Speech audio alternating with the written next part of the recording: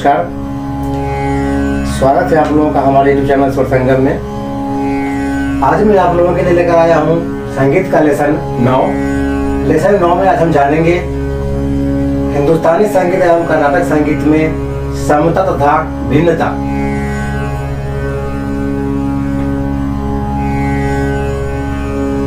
हिंदुस्तानी संगीत एवं कर्नाटक संगीत में क्या क्या समानता है और क्या क्या भिन्नता है, आज हम इसके बारे में जानेंगे। सबसे पहले समानता के बारे में जानते हैं। दोनों ही पद्धतियों में शुद्ध और विकृत मिलाकर कुल 12 स्थान है।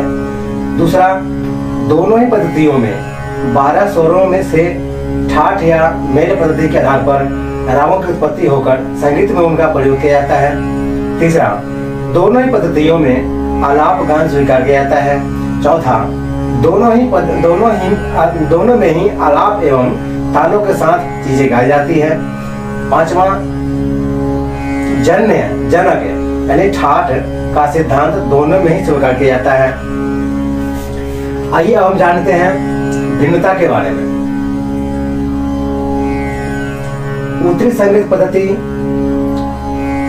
और दक्षिण संगीत पद्धति में स्वर 12 ही माने गए हैं, लेकिन दोनों के स्वर तथा नामों में अंतर है। दूसरा, उत्तरी संगीत पद्धति में केवल 10 ठाठों से रागों की उत्पत्ति हुई है, किंतु दक्षिणी संगीत पद्धति में 72 ठाठों का प्रमाण मिलता है। तीसरा, दक्षिणी संगीत पद्धति की चीजें कन्नड़, तेलुगु, तमिल इत्यादि भाषाओं में रची हुई है और उत्तरी संगीत पद्धति के गीत ब्रजभाषा, हिंदी, उर्दू, पंजाबी, मारवाड़ी तथा भोजपुरी इत्यादि भाषाओं में होते हैं।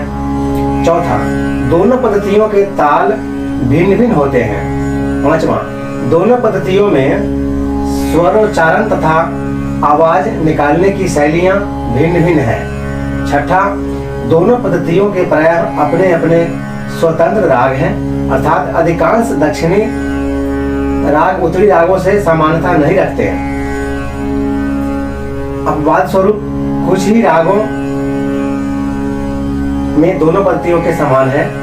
सातवां, दक्षिण संगीत पद्धति के शुद्ध स्वर सप्तक को कनकांगी अथवा मुखारी मेल कहते हैं, किंतु उत्तरी संगीत पद्धति के शुद्ध स्वर सप्तक को बिलावल ठाठ कहा जाता है।